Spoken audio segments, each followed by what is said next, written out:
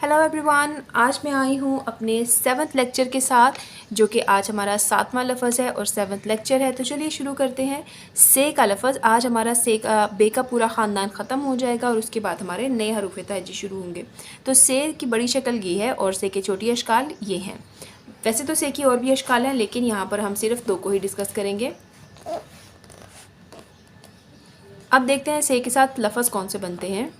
से मीम और रे को मिला के समर, समर यानी कि ज़्यादा सारे फल, ठीक है। से मीम सम और रे समर। से पेश लाम सुल और से सुल्स।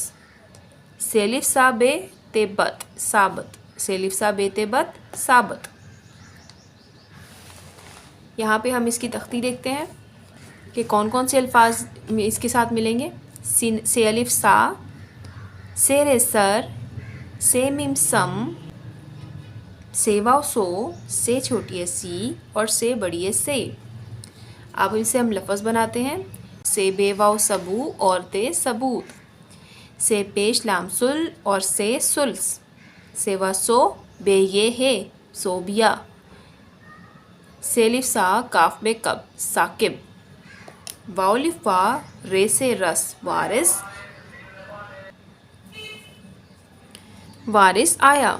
से अलिफ सा बेते बत साबत।